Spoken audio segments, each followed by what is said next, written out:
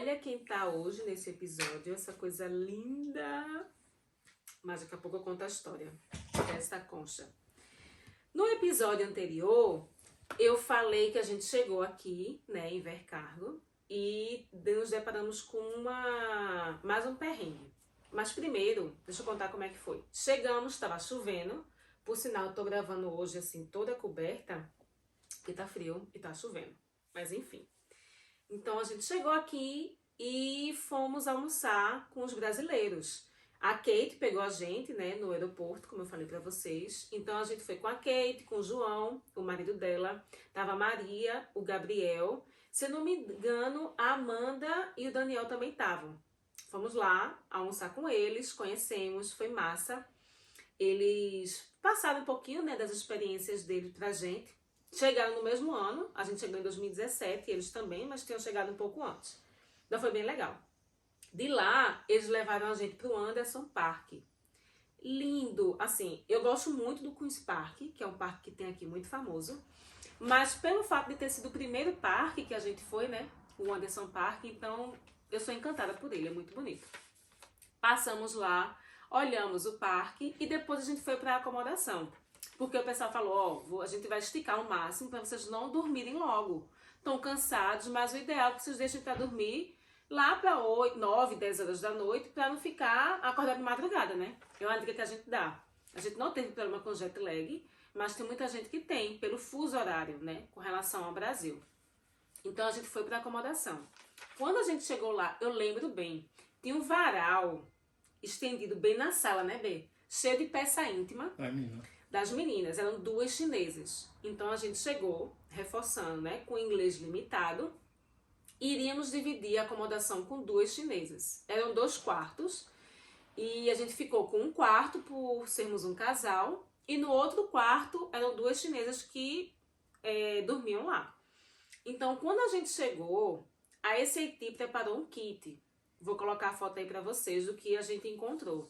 É um kit simples, digamos, de primeiros socorros, né? Pra quando chega. Tem umas torradinhas,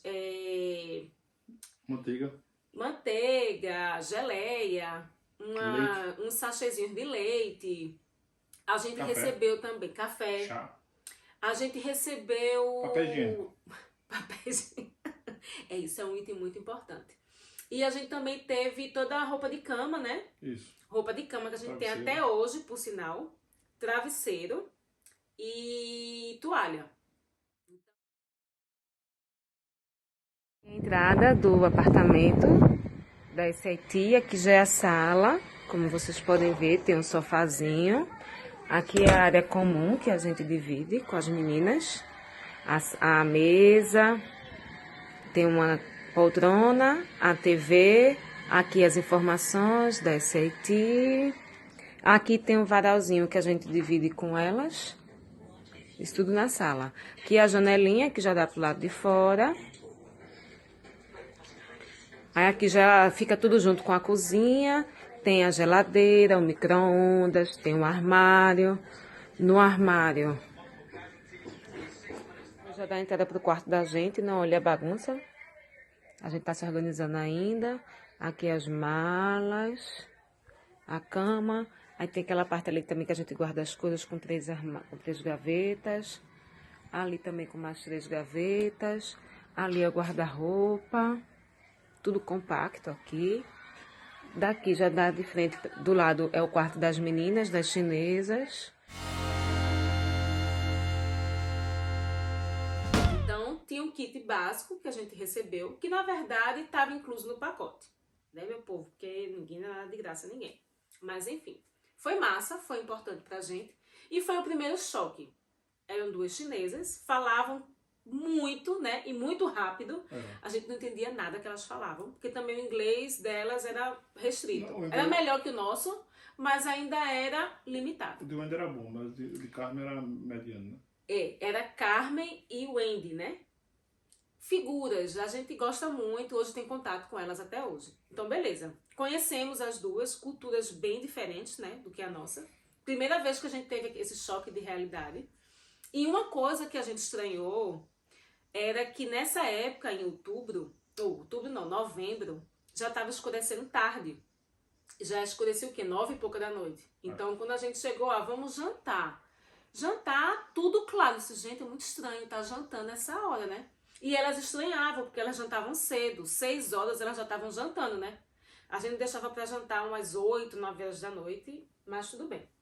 Então, a gente dividia todos a área comum, sala, cozinha, banheiro e só o quarto que era nosso. Beleza. B ficou, eu sentia um pouquinho de dó porque eram 3 mulheres contra um homem. E pela questão cultural, ele não ficou tão à vontade de ficar sem camisa, tudo. A gente deixou para ter nossa privacidade realmente no quarto. Então até aí, beleza, chegamos na SAT. A gente chegou que dia, B, da semana? Acho que era uma segunda-feira. E eu iria começar a aula na outra segunda. Então a gente fez isso para ter essa semana de conhecer um pouco mais da cidade, pegar mais informações, saber onde era SAT direitinho, porque eu ia andando. E era muito pertinho a acomodação de onde eu ia estudar inglês. Então foi muito legal essa primeira semana da gente fazer um check pela cidade. Passada a primeira semana, teve meu primeiro dia de aula. Minha gente, foi punk. Porque, primeiro, como é que funcionava? Eu chegava na SAT e eu tinha que fazer um teste de nivelamento para saber qual era o meu nível de inglês para poder começar na sala de aula.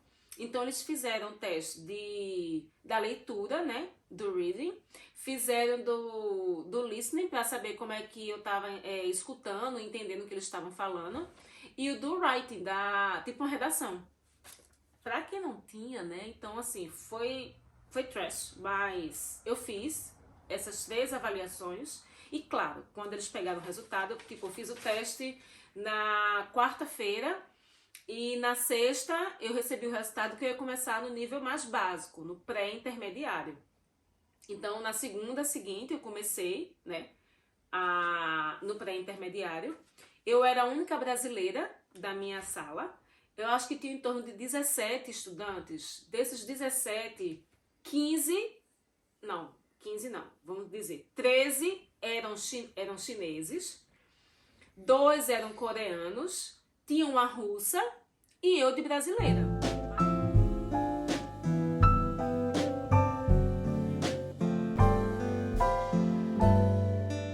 Mas 99% eram chineses e eles só queriam falar chinês na sala. E era terrível, porque, gente, a gente tá aqui para aprender inglês, né? Vamos tentar falar inglês. E eles só queriam falar chinês. Mas o meu primeiro dia de aula foi assim... Sabe quando você é um bebê e vai pro seu primeiro dia de aula? Cada bebê reage de uma forma. Cada criança, né? E eu me senti uma criança, literalmente, nesse primeiro dia, porque eu não entendia nada. E a professora era um doce. Eu tive 2 professoras nessa primeira fase. Era uma professora de manhã e uma outra à tarde. A de manhã era uma fofa. E a da tarde já era uma senhora. Então ela já tinha mais... como é que eu posso dizer? Não é que não tinha paciência, né? Mas tinha um outro perfil. Então eu fiquei muito assustada. Quando estava no final da aula e ela veio sentar perto de mim, eu comecei a chorar. Vocês não estão entendendo. Mas eu chorava. Parecia uma criança. E ela olhou assim pra mim assustada, porque não estava acostumada com aquilo, né? Todo mundo ficou olhando pra mim, eu lembro como se fosse hoje. A russa veio, me deu logo um lencinho e eu comecei a me enxugar. Ela assim, o que tá acontecendo? Eu não conseguia me expressar. Mas enfim, foi isso. O primeiro dia foi bem difícil. Cheguei em casa, disse, B, não tem condições. Não dá. Não sei como é que eu vou conseguir passar pra fazer uma pós-graduação, porque eu não entendi nada. Não entendi nada, porque tudo em inglês. Eu recebi o material, o livro, né? Mas foi terrível. O primeiro dia foi muito difícil. E ele sempre assim, não, que é isso, né? Vai dar certo, né? Foi o primeiro dia, tem que ter calma. E é só evolução. E realmente foi o que aconteceu. Mas o primeiro dia foi bem marcante pra mim. Deixa eu ver mais nas minhas anotações. Sim, o primeiro dia foi isso, né? Foi bem difícil, mas no decorrer do tempo foi melhorando. E ele, vocês lembram que eu falei que ele veio me acompanhando, né? Mas ele não podia trabalhar. Então, quando eu ia para aula, ele ficava em casa, eu ia na biblioteca, ia olhar a cidade e tentava, da maneira dele também, estudar um pouco do inglês. Até que ele conseguiu um trabalho voluntário, né, B? Isso. Onde foi que tu conseguiu? Red Cross? Foi na Red Cross, isso. Porque a gente, já que você não pode trabalhar recebendo, vamos fazer voluntário. Que vai ser bom para você melhorar o seu inglês, né? E uma forma de também estar se sentindo útil. Então ele conseguiu esse trabalho voluntário. E o que é que tu fazia lá? Ajudava o cara no delivery. O Paul. O Paul, né? Ele ajudava para fazer as entregas. Então, mesmo sem o inglês, ele ia lá com o rapaz, ia dirigindo tipo uma caminhonete, né? Ele dirigia a caminhonete e ajudando ele. Isso. E na Red Cross tinha tipo um shoppingzinho. Então o pessoal fazia as compras e às vezes, vamos supor, uma cama, um armário que não tinha como levar, tinha que encomendar a entrega. Então ele ia lá com o rapaz e iria fazer a entrega na casa das pessoas. Foi bem legal, né? E pegar o coleta também, né? Coleta também, né? Tu gostou? Bom, foi ótimo. Foi importante nessa primeira fase, foi muito importante pra gente. Então, B estava fazendo esse trabalho voluntário lá na Red Cross, que é a Cruz Vermelha, e eu estava estudando. Então, depois que ele começou a fazer o voluntário, eu disse, eu também vou fazer, porque eu acho que vai ser legal para melhorar o inglês. Então, eu ia assistir a aula de inglês e quando largava, eu ia para a Red Cross. Só que ele ficava na entrega e eu ia ajudar na loja, que é a second hand daqui. Na verdade, a Red Cross, ela tem no mundo todo. E aqui tem essa parte da second hand, que são as lojas que vendem coisas usadas. E também ela tem um outro perfil de assistência, famílias em geral. Eu fiquei ajudando na parte da loja, né? Da second hand. Então foi muito, muito legal esse primeiro momento. Passado isso, a gente estava cada vez mais familiarizado com os nossos flatmates, as chinesas. E aí que vai entrar essa bichinha aqui, ó. Mas calma, senão eu vou me perder aqui. Foi na primeira semana que a gente provou a pizza. Foi. A gente sabia que aqui tinha Domino's. Quando a gente estava fazendo nossas pesquisas, antes de vir pra cá, a gente sabia que tinha Domino's. E em Recife também tinha, né? Então, vamos comer na Domino's daqui de Recife, já pra gente ter uma noção como é que são as pizzas de lá. São totalmente diferente, né? A gente comeu lá em Recife e quando chegamos aqui na primeira semana, que era a sensação, pizza por $5, a gente foi lá comprar. E a gente achava que era fatia, né? Não era pizza toda. Então a gente pediu 2 pizzas. Na verdade a gente pediu pelo aplicativo, né? Não, essa primeira vez pediu no... Foi lá? Foi lá. Só que assim, meu povo, volto a dizer, né? No limite, né, da língua, a gente pedimos, né? Pedimos a pizza. E quando a gente chegou pra comer, foi a pizza e a Pepsi, né? Um combozinho. A pizza super picante. Eu não aguentei comer. Tu comeu? Comi. Comeu, mas comeu morrendo, né? Mas comeu.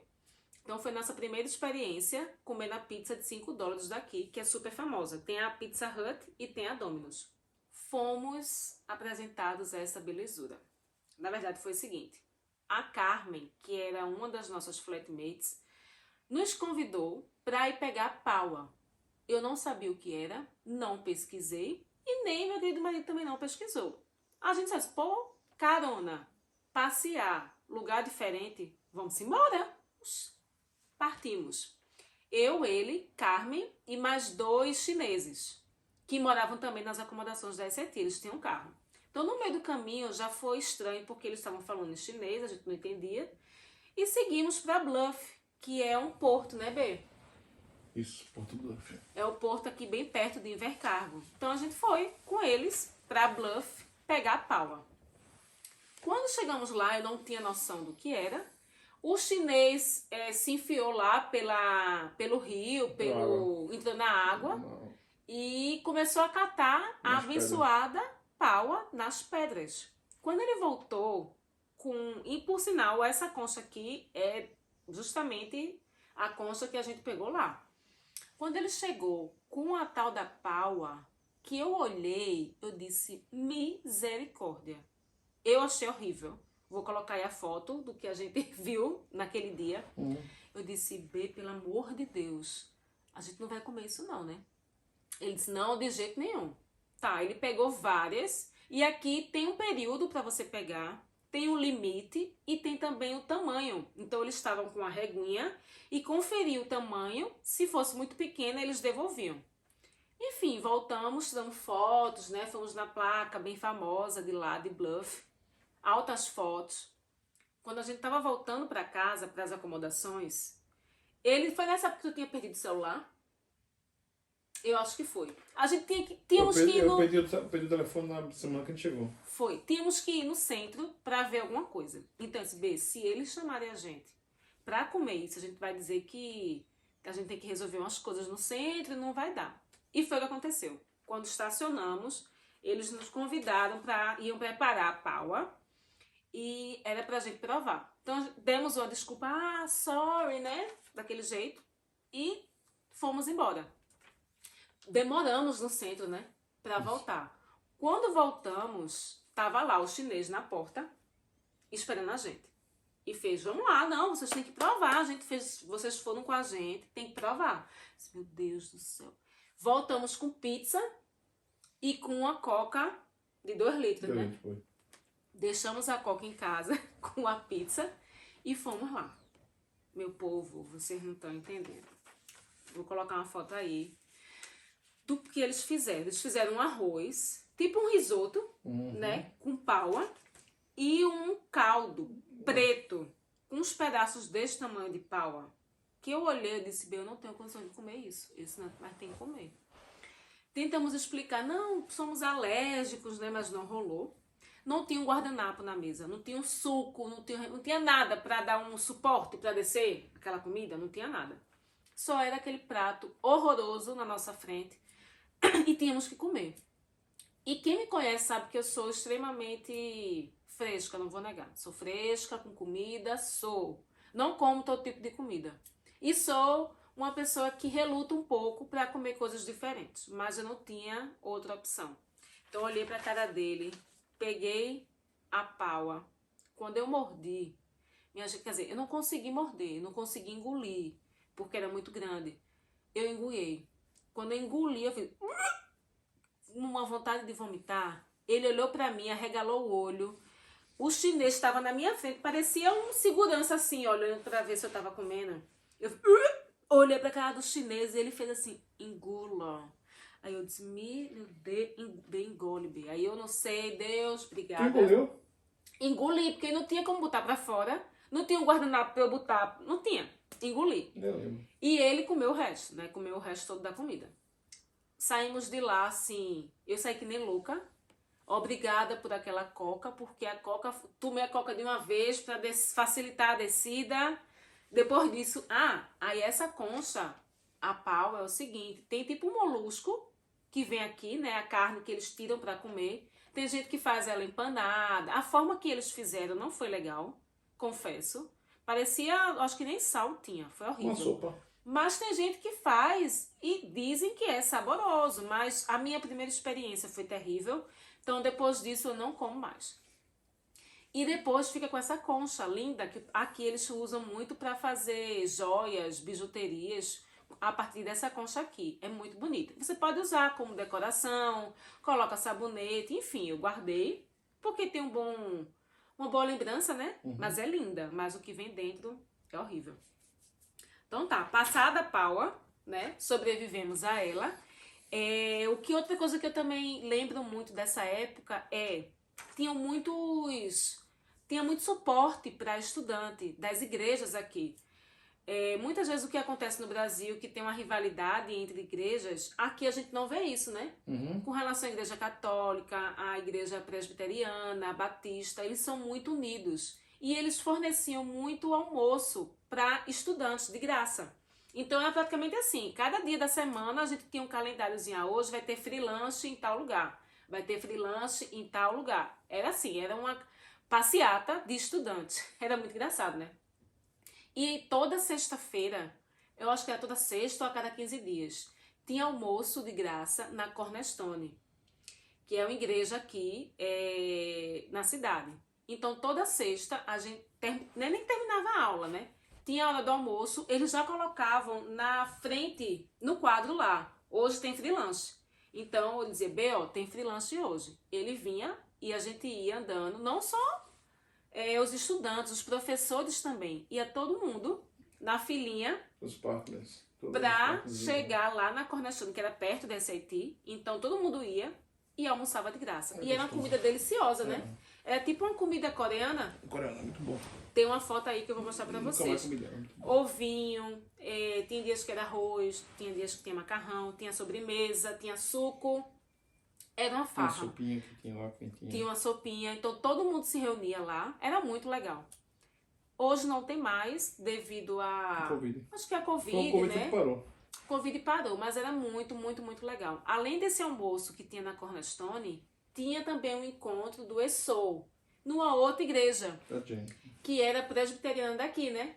Acho que era toda quinta Era na presbiteriana. da presbiteriana. Todas as quintas, acho que por volta das 5 horas da tarde, tinha esse encontro. E era também muito legal. Era só imigrante, estudante, todo mundo assim, querendo economizar. Eles sabiam disso, então eles proporcionavam um lanche. No lanche. E às vezes a tinha gente pão. levava pão para casa, que durava vários dias. Era muito legal. Tinha esses encontros com a Jen. E nesses eventos de quinta-feira, tinha também aula de inglês, né? A gente ficou num grupo do mais básico. Ela dividia em 2 etapas. Tinha a parte de quem não tinha o inglês e tinha a parte de quem já falava. Então ficávamos na parte do beginning, né? Do iniciante. E era muito legal. Tinha a parte das aulas e depois todo mundo se reunia e fazia socializar, né? Tinham brincadeiras e no final tinha um lanche, o jantar. E hoje, até hoje ainda tem, né? Mas aí não é mais na presbiteriana, mudou, tá em outro endereço, mas... Outra igreja. Exato. E o nome é outro, é Rich agora. É Rich. Só que assim, reforço, é uma forma que eles têm de ajudar a comunidade, de interagir, é muito legal. Isso é uma coisa que eu senti muito forte, né? Aqui em Invercargill, não posso generalizar em todas as cidades, mas aqui onde a gente As mora, ordens de Catherine também. eles ajudam bastante. Além disso, tinha também, além de ter o almoço na Cornerstone, fizemos parte de um grupo na casa de uma pessoa da igreja lá na Cornerstone, a Catherine. Então, era uma vez por semana, eles iam pegar a gente em casa, na acomodação da SAT, né? Isso. E levavam para casa dela. Então, lá tinha um encontro, a gente jogava, interagia e tinha lanche também. Então, assim, foi muito importante esse início, né? Esse suporte. Foi uma forma da gente também interagir com a comunidade daqui, os kiwis. E foi muito, muito, muito bom. Só tenho boas lembranças de lá. Né? Tá ficando longo esse vídeo, porque é tanta coisa, mas eu vou contar só mais uma história. Então, eu vou tentar terminar cada vídeo com um perrenguezinho, esse foi engraçado, sobre esses 4 anos. Nessa época, em novembro de 2017, a gente resolveu comprar a bike.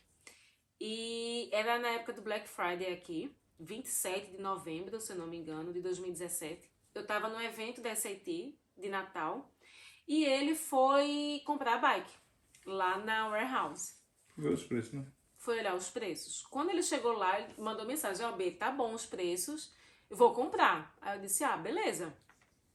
Ele foi lá, comprou a bike e ele pagou uma taxa extra que eu não lembro quanto era. Tu lembra quanto foi na época? $20. Era deixar uma construir, né? É montar Eram $20 por cada bike. por cada bike. Então ele pagou $40 para já deixar a bike montada. Então ele pagou por esse serviço, acreditando que iria sair com a bike já pronta. Ah, meu povo, não foi isso que aconteceu. Eu lá no evento, comendo, achando o máximo, liga ele que nem louco. B, paguei $40 e eles me entregaram a bike na caixa, dizendo que vão agendar, ou já estavam dizendo o dia que ia estar pronta? Acho 15 dias depois, eu acho. 15 dias depois iria estar pronta a bike. E lá Aí eu buscar? disse: como assim? A gente precisa dessa bike pra ontem. Não, você pagou $40, não vão entregar a bike pronta. Não, B, estorna. E ele disse: sim, mas eu não consigo. Como é que eu vou resolver isso? Não tem como resolver. Tu encontrou o Cristine lá ou a gente foi lá? Não, eu liguei pra você tava com o pessoal lá. Eu tava com vários brasileiros no evento da SAT. E a Cristine foi uma que tava lá com a gente, né? E a Cristine tem um inglês top. Eu disse: Cristine. E Cristine tinha carro na época, né? Eu disse, Cristine, eu preciso de ajuda. B tá lá na warehouse. Ele não sabe como desenrolar. A gente quer receber os $40 de volta. E a gente quer montar a bike. Aí ela foi com a gente lá. Ele já tava lá, na verdade. Eu fui com ela lá na warehouse.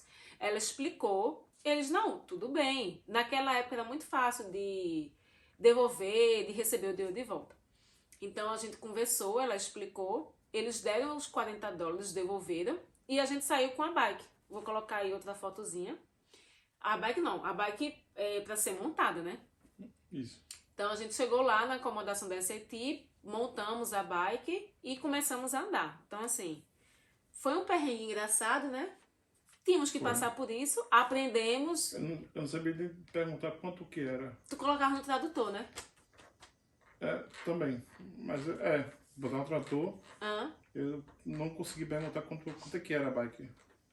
Foi meio complicado perguntar quanto é que era. Foi difícil, mas passamos, né? Mas deu certo. Deu certo. Depois disso já compramos outra bike e tá tudo certo.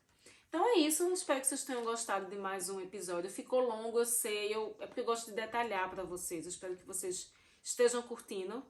E aguardem os próximos perrengues e como é que eu posso dizer? Situações inusitadas nesses 4 anos, tá bom? Um cheiro e até a próxima!